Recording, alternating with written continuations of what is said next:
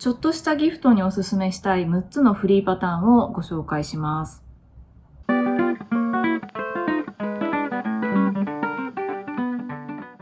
こんにちは、お手紙ヤギです。プレゼント選びって楽しいですよね。でも手編みのプレゼントはどんなものを送ったら喜んでもらえるのか悩んでしまうという方結構いらっしゃるんじゃないでしょうか。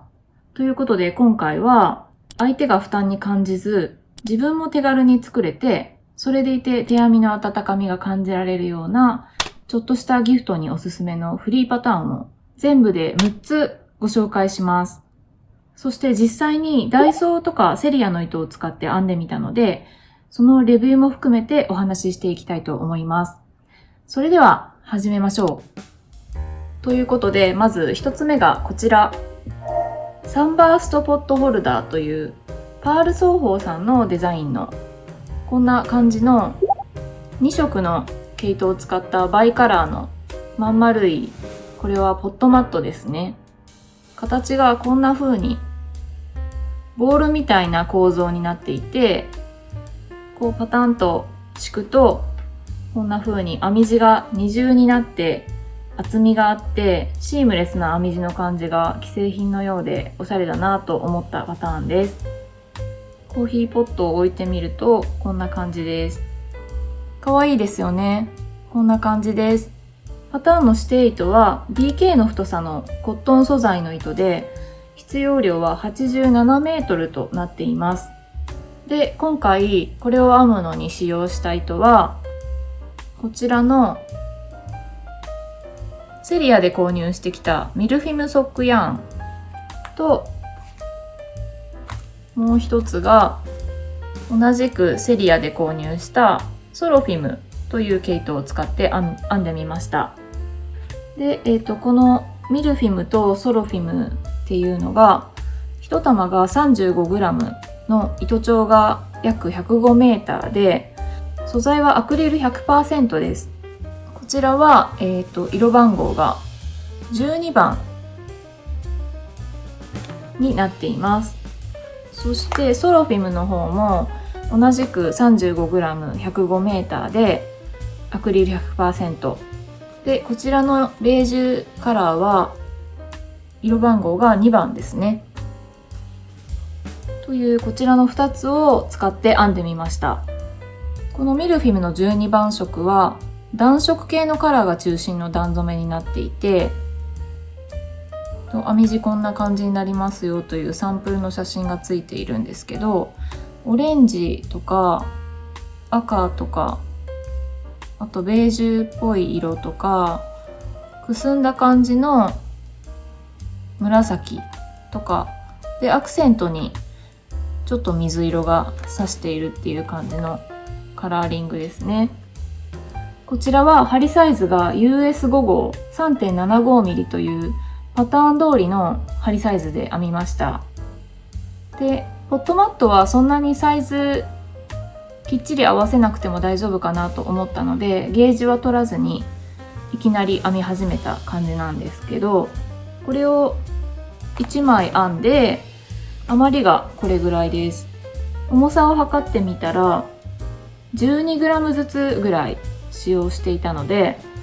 長さにすると約 38m ずつぐらいで1枚編み上がりました。で、これが1玉が 105m なので、この1玉ずつを買うと同じものが2枚ぐらい作れるかなっていう感じです。これ2色で編んでるんですけど単色で編んでも可愛いかなと思います。単色で編むとすると1玉で1枚作れる感じになりますね。で、このパターンの良かったところはアイテムの性質上サイズをそんなにきっちり合わせなくていいのでゲージをシビアに合わせる必要がないっていうことと、あとこれ結構編み方がユニークでなんて説明したらいいの、こう帽子みたいに編んでいくように見えるんですけどそうではなくて巻き貝みたいにこういう感じで進んでいくんですね。引き返しの繰り返しでこんな感じで丸い形を作っていくっていう感じなんですけど、引き返し編みかってちょっと思うかもしれないんですけど、この編み地がガーター編みなので、段消しをしなくても全然目立たないので、段消しをせずに引き返していくっていう感じになるので、結構引き返し編みだけど、そんなに難しくないのかなと思いました。あと、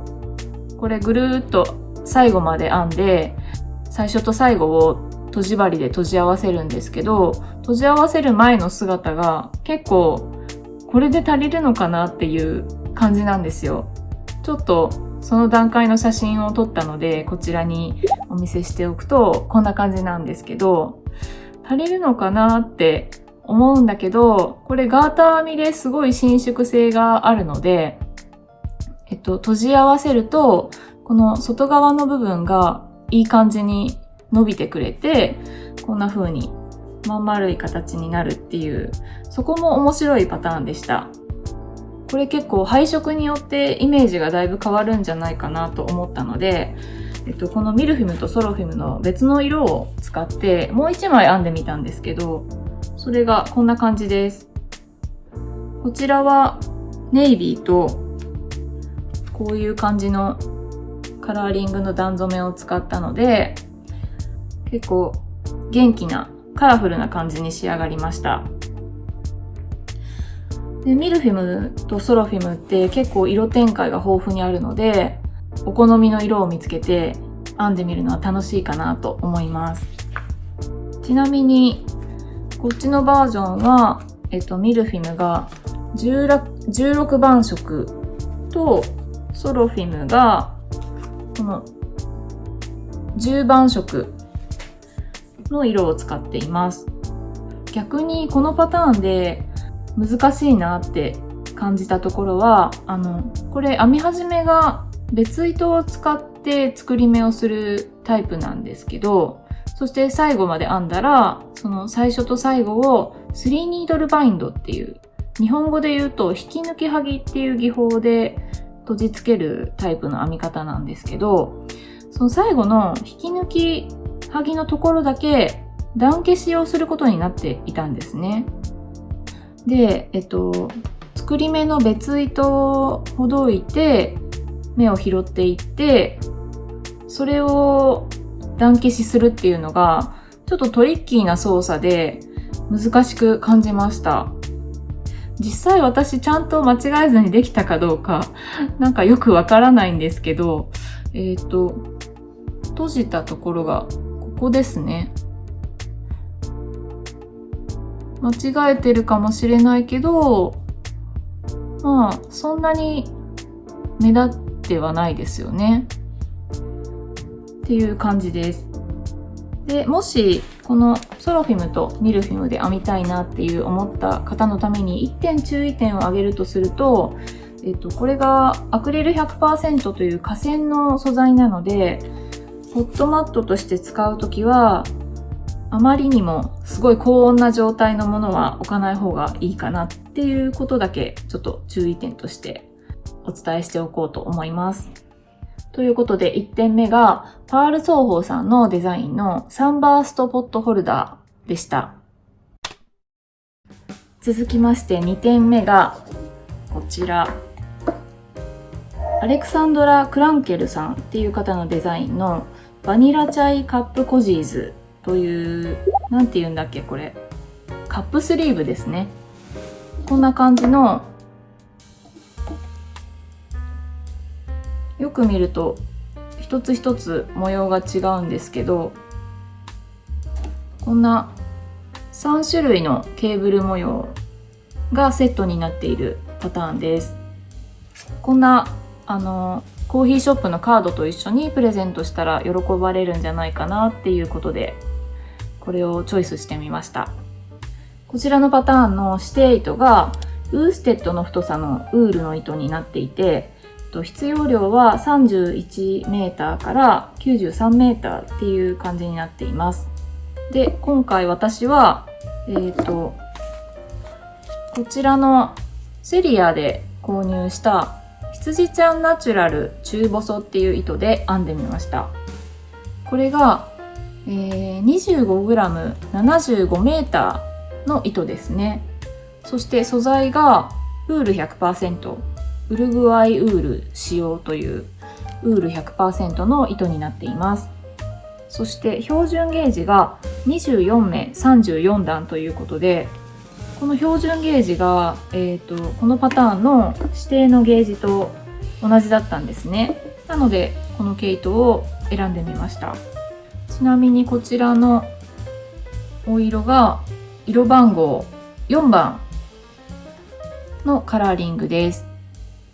で、この3つを編んだ余りがこれぐらいです。これが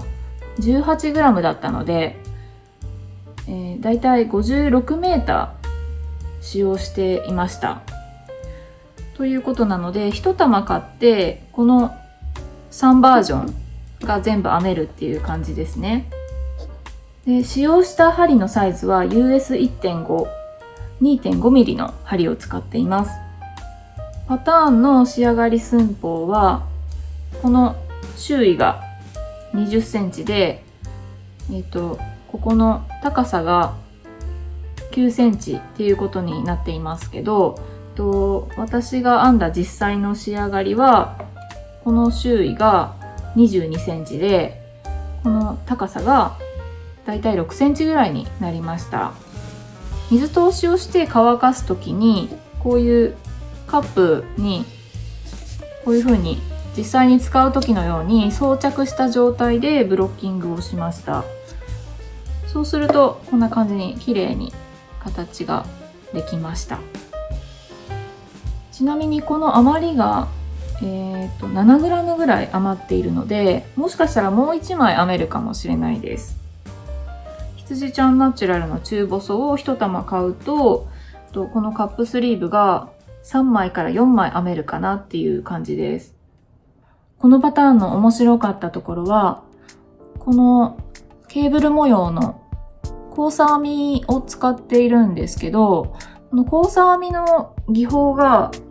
スタンダードな交差編みとはちょっと違う、少し変わったやり方で新鮮でした。で、この3つの模様なんですけど、全部表目と裏目と交差編みだけしか使っていないので、簡単でこんな3つのバリエーションが楽しめるっていうパターンでした。で、この3つの模様がそれぞれ、どれがどれか忘れちゃったんですけど、4段と6段と8段1模様の単位になっていて、お好みでいろんな長さにアレンジができるんじゃないかなと思います。そして、文章パターンなんですけど、チャートもついているので、英文パターンにまだ慣れていないっていう方でもとっつきやすいんじゃないかなと思います。逆に難しかったところは、さっきも言ったんですけど、この交差編みの技法がなんかあんまり見ないタイプの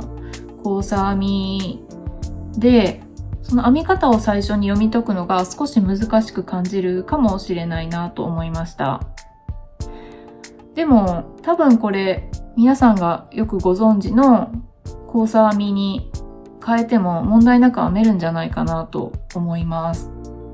で、さっきもお伝えした通り、文章パターンでチャートもついているのでありがたいのはありがたいんですけど、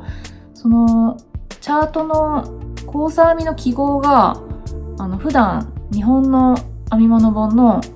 編み図記号に慣れている方にとってはちょっとややこしいかなって思いました。具体的に言うと、交差編みの記号が2目と1目の交差編みに勘違いしそうな記号になっていて、なんですけどこれ1目1目の交差なんですね。なのでそこが1点注意点ですね。あと難しかったことは、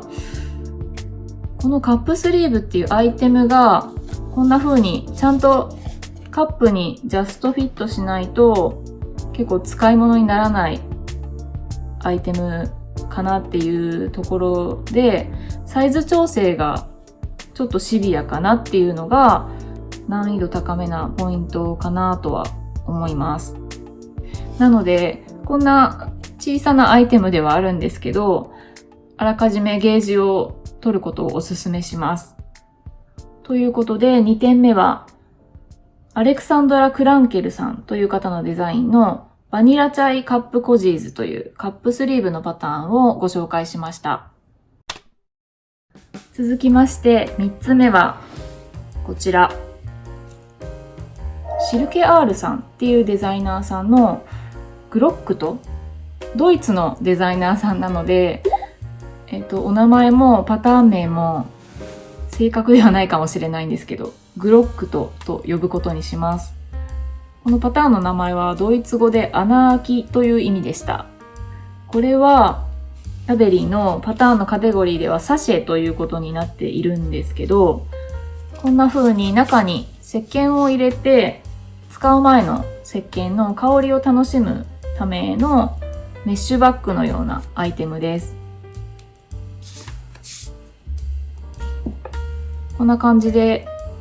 素朴な雰囲気の飾り気のないシンプルな見た目なんですけど、自由が丘あたりの雑貨屋さんにさりげなく置いてありそうなおしゃれな雰囲気がいいなと思ってこれを選んでみました。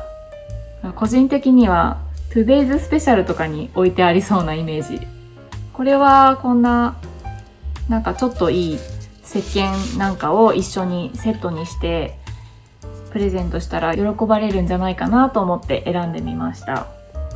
パターンの指定糸はフィンガリングぐらいの太さの糸で、素材は説明によるとリネンとかコットンを推奨していました。で、必要な量は記載がありませんでした。で、今回私はこのセリアで購入したキナキナリという糸を使って編んでみました。この糸が 20g40m で、素材がリネン 55%、コットン 45% という素材の糸です。そして標準ゲージが21目 30.5 段ということになっています。こちらのお色が39番色という色になっています。色の名前がダークシルバーリネンというふうに書いてあります。このサシェを1玉で3つ編んで、余りがこれぐらいになりました。重さを測ってみると、この3つでおよそ 18g になったので、糸長にするとだいたい 30m ということになります。なので1玉が 6g10m ぐらいでできて、この1玉を買って3つ作れるっていう感じですね。使用した針サイズは US6 号 4mm の針を使いました。これは、パターンの指定の針サイズから変更して、この内にあった石鹸のサイズに合わせて寸法を調整しています。パターンでは仕上がり寸法の記載はありませんでした。で、これの実際の編んだものの仕上がりは、幅が 7.5cm で、縦の部分が 9cm で、紐の部分がこう吊るした時のこの長さが 5cm っていう感じの大きさに仕上げています。で、さっきも言ったんですけど、うちにあった石鹸のサイズに合わせて針サイズとか段数を調整しながら編んだので、実際のパターンよりもこの縦の部分を2周多く編んでいます。で、紐はアイコードで、長さとか何周編むとかの指定がなかったので、自分好みの長さにして、結果これは、25周アイコードを編んでいます。ちなみにこの糸の残りが約 6g ぐらいなので、これよりもうちょっと1個ずつのサイズを小さくするとギリギリ4つぐらい作れるのかなって思います。で、このパターンの面白かったところは、こんな感じのメッシュの編み地は掛け目をして、その掛け目を次の段で目を落とすっていう操作の繰り返しで作っているんですけど、すごい簡単なのでサクサク編めます。結構石鹸のサシェだけじゃなくていろんな用途に使えるんじゃないかなと思ったんですけど、例えばこんな小さいフラワーベースを中に入れて、こんな感じで観葉植物のハンギングにしても可愛いかなと思うし、あとはデスク周りとかキッチン周りの小物入れなんかでも使えるんじゃないかなと思います。あとはもうちょっとサイズ調整をして、そしてこのアイコードをもっともっと長く編んだりすると、スマホショルダーみたいなものも作れるんじゃないかなと思ったりしました。で、このパターンの難しかったところというか、このパターン結構癖が強めで、ラベリーで見るとパターンの言語がドイツ語のみってなってるんですね。なんですけど、フリーパターンなので、ラベリーからその PDF をダウンロードしてみると、やはりドイツ語なんですけど、PDF の中に記載されているステッチマップスっていうリンクに飛ぶと、英文パターンとチャートが見れるようになっていました。このステッチマップスっていうアプリだと思うんですけど、それが結構見慣れない形式になっていて、戸惑います。一応文章パターンプラスチャートっていう感じになっているんですけど、文章パターンはそのページの下の方にひっそりと存在していて、すごく見つけづらくて、あとチャートの方もなんかあまり見ないタイプで、最初解読するのがちょっと難しく感じました。どんな感じかというのをざっくりと説明してみると、マップっていう名前の通り地図みたいな感じになってるんですね。この実物をなんか展開図にした感じになっているので、日本の編み図でよく見るようなまっすぐの縦と横の線の中に記号が配置してあるっていう感じではなくて、メルカトル図法みたいなちょっと歪んだ形に記号が配置してあるっていう感じなんですよね。興味ある方はぜひ見てみてください。ということで、3つ目にご紹介したのはこちらのシルケアールさんというデザイナーさんのデザインで、グロックトという石鹸のサシェをご紹介しました。続きまして4点目にご紹介するのが、エミリー・ボルドゥアンさんっていうデザイナーさんのデザインのホットウォーターボップルという湯たんぽカバーですね。こんな感じの前面にボップルがいっぱい入っているという可愛い湯たんぽカバーなんですけど、これ今中には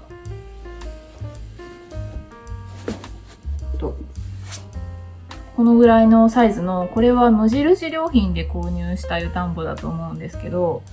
こんなぐらいの中ぐらいのサイズの湯たんぽが入るサイズの湯たんぽカバーですね。これが多分この周囲が40センチぐらいだったと思います。そうですね。周囲が41センチ、高さがだいたい25、6センチのサイズの湯たんぽにちょうどいいサイズの湯たんぽカバーということになっています。うちにもう一回り小さいサイズのこういうラバーのタイプの湯たんぽもあったんですけど、これがこのぐらいのサイズの湯たんぽでもいい感じに使えます。ちょっとサイズが大きいけど、本来多分こういうタイプの、こういう口がこうなってるタイプの湯たんぽに使う湯たんぽカバーなのかなと思います。これはやっぱり湯たんぽと一緒にプレゼントしたら喜ばれるかなっていう感じのイメージで選んでみました。パターンの指定糸は DK の太さのウールとアルパカ混の素材の糸で、必要量は170から200メーターということになっていました。で、今回私はこのダイソーで購入したアクリル 100% という糸を使いました。こちらが 55g 約115メーターで、素材はアクリル 100% です。だいたい太さが、パターンの指定と同じぐらいの DK ぐらいの太さの糸ですね。標準ゲージが19目24段になっています。パターンの指定ゲージが22目なので、だいたい近い感じかなって思ってこちらを選んでみました。色味がベージュというカラーの名前になっていて、色番号が A7 番のベージュですね。こちらを使って編んでみました。2玉あれば足りるかなと思ったので、2玉買ってきて作ったんですけど、余りがこのぐらいですね。1玉使って2玉目の余りがこれぐらいになっていて、完成品の重さがだいたい 61g ということで、およそ129メーターぐらい使っています。1玉ちょっとで作れるパターンですね。使用した針は US6 号 4mm の針を使いました。これはパターンには仕上がりの寸法の記載がなかったんですね。ゲージから換算するとだいたい周囲が40センチ、この縦の長さが26センチメーターぐらいの仕上がり寸法になるようにデザインされているもので、私が実際に編んだこの完成品は仕上がりがこの周りが 42.5 センチメーターで、ここからここまでの長さが23センチメーターになりました。家にあったこの湯たんぽに合わせるためにパターンよりもちょっと段数を減らしています。で、仕上がったものでゲージを測ってみたら21目26段っていう感じになっていて、指定より少し緩めになってしまっていたので、ちょっと仕上がりが大きめになっちゃったのかなと思うんですけど、このパターンの面白かったなと思ったところは、これ靴下みたいに輪編みで編んでいくのかなって思ったんですけど、その想像通りの輪編みのバージョンと、あとはこの前と後ろを平編みで2枚パーツを編んで閉じ針で閉じるタイプっていう2つのバージョンがパターンに記載されていました。で、チャートもついていたのでとっつきやすいと思いました。逆にこのパターンの難しいなって思ったところは、このボップルがですね、ちょっと変わっていてというか、私は今まで出会ったことがなかったんですけど、一目から表目裏目表目裏目って編み出すタイプのボップルだったんですね。私がよく知っているのは、一目からだいたい奇数の目数を掛け目をしながら編み出すっていうタイプのボップルだったので、これは初めて出会うボップルの編み方と、編み方自体は理解できたんですけど、ちょっとこんな感じになんかちょっといびつかなって、綺麗なボップルを編むのがちょっと難しいなって感じました。なのでこのボップルのところはお好みの編み方に変えてもいいのかなって思いました。もう一つ、カフの部分がパターンでは針サイズを一つ小さくしてキュッとした感じに編むようになっていたんですけど、その指定通りに私も最初このカフの部分の針サイズを一つ下げて編んでいったら、ここが小さすぎて入らなくなってしまったんですね。今も結構ギリギリな感じなんですけど、でもここがあまりに緩すぎると出てきちゃって使いづらいしなっていうので、なかなかここの伸縮具合をちょうどいい感じにするのが難しいんじゃないかなって思いました。で、私は針の号数を下げずに、ここを編んでいた針サイズのまま編んで、さらにバインドオフも伸縮性があるエラスティックバインドオフっていうやり方を使って閉じました。ギリギリ使える感じですね。こんな感じ。かなりギリギリです。ということで、アイテム的にここの伸縮性をちょうどいい感じに調整する必要があるので、そこら辺がちょっと難易度が高い部分かなと思いましたが。ということで4つ目にご紹介したのは、エミリー・ボルドゥアンさんというデザイナーさんのデザインのホットウォーターボップルという湯たんぽカバーのパターンでした。続きまして5つ目にご紹介するのがこちらのトルン・ヨハンソンさんという方のデザインのデータズブックマークというしおりです。これだけ6つのパターンの中で唯一かぎ針編みのアイテムなんですけれども、こんな感じのシンプルな透かし編みの入った文庫本サイズぐらいから使えるしおりになっています。本が好きな人はしおりっていくつあっても困らないアイテムなんじゃないかなと思ってこちらを選んでみました。で、パターンの指定糸は 25g140m というかなり細いレース糸が指定になっていて、素材はコットン 100% のものでした。で、必要量はこっからここの模様1単位を好きなだけ編んでいくっていう感じになるので、特に必要量の指定は記載がありませんでした。ということで、今回私実際に編んでみたこれは、こちらのダイソーのレースヤーンという糸を使って編んでみました。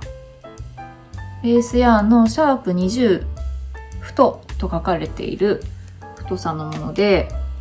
こちらが1玉約 20g80m となっていて、素材はコットン 100% です。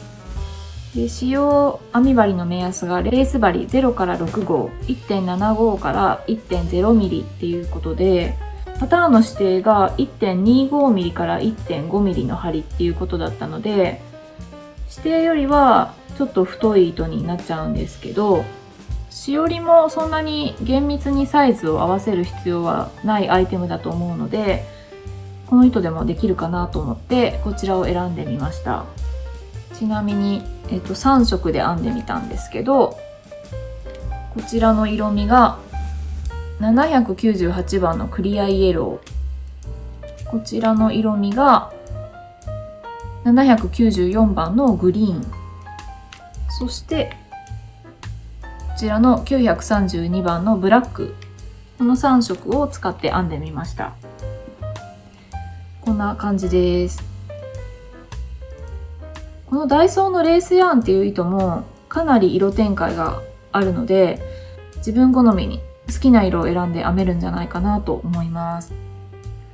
で、これがこの1枚を編むのにおよそ 4g 使っていて、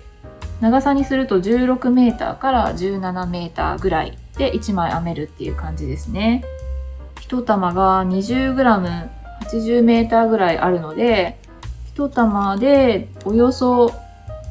4枚から5枚ぐらい編めるんじゃないかなという感じです。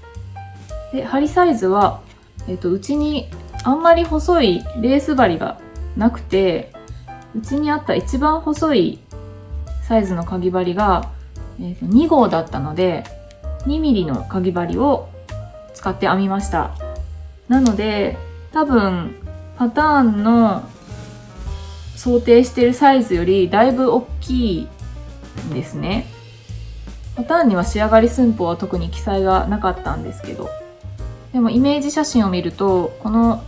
模様の1単位がだいたい4つぐらい編んでいる感じだったので、仕上がりのパターンのイメージはもうちょっと小さいサイズなのかなと思うんですけど、なので私は4つもつなげたらすごいしおりとしては邪魔なサイズになっちゃうので、この模様の1単位を2回リピートして、この仕上がりのサイズが、この幅が6センチで、この長さが12センチぐらいの仕上がり寸法にしています。実際に本に挟んでみると、どんな感じかというと、こんな感じになります。やっぱり編み地なので若干厚みは出ちゃうんですけど、でもそこまで邪魔じゃないんじゃないかなと編んでみて思いました。このパターンを編んでみて面白かったところは、私、かぎ針の英文パターンってまだあんまり経験がなくて慣れてないんですけど、このパターンに関してはチャートがついているのですごく見やすくて、ほとんど文章を読まずにチャートだけで編めちゃいました。逆に難しかったところは、最後にこのフリンジをつけるんですけど、フリンジの作り方の説明は一切なかったので、そこだけちょっとこれすごいシンプルなので適当にやっちゃってもいいとは思うんですけど、ちょっとフリンジの作り方とかを他の YouTube とかで探したりしたので、そこだけちょっとフリンジの作り方も少し説明があったらいいのになっていうのは思いました。これただ水通ししてブロッキングしただけで仕上げてるんですけど、もしかしたら洗濯のりみたいなものを使ってビシッとさせたらより使いやすいかもなと思いました。ということで、5つ目にご紹介したのはトルン・ヨハンソンさんという方のデザインのデータズブックマークという本のしおりでした。続きまして最後の6つ目にご紹介するのがこちらのミレーラ・モーメンツさんという方のデザインのヘッドバンド・ウィズ・ア・ツイストという、これはヘアバンドですね。近くで見るとこんな感じのブリオッシュ編みの編み地で、こんな風に1箇所ツイストしてるアクセントをつけているデザインのヘアバンドになります。こちらのパターンが指定糸が DK の太さのウールとアルパカの糸を使っていて、必要量は70から80メーターということでした。で、今回私は顔を洗う時とかに髪の毛をまとめるのに使うタオル地みたいな感じのヘアバンドのイメージで作りたかったので、こちらのこれはセリアで購入してきたラテモールという糸を使いました。ジェラピケみたいなもこもこふわふわした手触りの糸で、モールヤーンですね。1玉が 30g48 メーターで、素材がポリエステル 100% です。そして標準ゲージが13目 22.5 段っていうことになっています。で、パターンの指定のゲージが17目っていうことなので、指定よりもだいぶ太いんですけど、編み地の肌触りを優先してこの糸をチョイスしました。で、こちらの色味が101番色です。仕上がったものの重さを測ってみたら、だいたい 33g ぐらい使っていて、長さにすると53メーターぐらいですね。ということで、1玉で作れて余りがこれぐらいになりました。使用した針は US4 号 3.5mm の針を使って編んでいます。このヘアバンドの仕上がりの寸法はパターンではサイズが大人用の56センチから58センチぐらいの頭周りのサイズを想定していて、実際の完成品の仕上がり寸法が長さ 23.5 センチメートルで幅が 11.5 センチメートルという指定になっていました。だけど私はパターンより太めの糸を使って、ここの幅もちょっと調整したので、実際の寸法を測ってみたら、ここからここの長さが24センチで、この幅が10センチでした。装着してみると、画角には映らないので申し訳ないんですけど、サイズ感は自分の頭のサイズにちょうどいい感じに仕上がっています。で、このパターンはサイズのところに Easily Adjustable って書いてあったんですね。サイズの調整がすごく簡単ですよっていうようなことが書いてあって、この編み方がこの幅で往復編みでずっと長く編んでいって、最後にこのツイストしている部分をつなげるっていう感じなので、幅も長さも好きなようにアレンジしやすい編み方だなと思いました。なので今回選んだこのラテモールのように定よりだいぶ太い糸でもゲージが合わなくても全然大丈夫でした。ということで結構調整をしているんですけど、今回は私は作り目の目数を18目に変更しています。作り目の目数は3の倍数の目数であれば何目でもいける感じです。長さは50センチになるまで編みました。このパターンの面白かったところは、このツイストのところが、これ結構インスタとかでもよく見る形なんですけど、どうなってるんだろうなーってずっと気になってはいたんですよね。このパターンにチュートリアル動画が、この部分の閉じ方のチュートリアル動画が載っていたんですけど、それを見るとなんかすごい手品みたいな感じで、あ、こうしたらこうなるんだって、へーってなりました。チュートリアル動画がついているのはすごくわかりやすくて良かったです。このパターンはラベリーで直接ダウンロードするタイプではなくて、外部サイトに飛ぶ形式になっているんですけど、その飛んだサイトにこのデザイン以外にもいっぱいヘアバンドのパターンが掲載されていて、他にも可愛いのがいっぱいあって編んでみたくなりました。このパターンで難しく感じたのは、この編み地のブリオッシュ編みなんですけど、私文章パターンではブリオッシュ編み初めてだったんですね。なのでそこがちょっと戸惑ったぐらいですね。あとはこのパターンのというよりもこの毛糸についてなんですけど、このモールヤーンっていうのが結構目が揃いにくいっていうのを感じました。多分モールヤーンっていうタイプの毛糸が全般的にこんな感じなんじゃないかなと思うんですけど、目が揃いにくいなっていうのをちょっと難しく感じたけど、すごい肌触り良くてもちもちで気持ちがいい糸です。ということで6つ目、最後にご紹介したのがミレーラ・モーメンツさんという方のデザインのヘッドバンド with a twist というヘアバンドのパターンでした。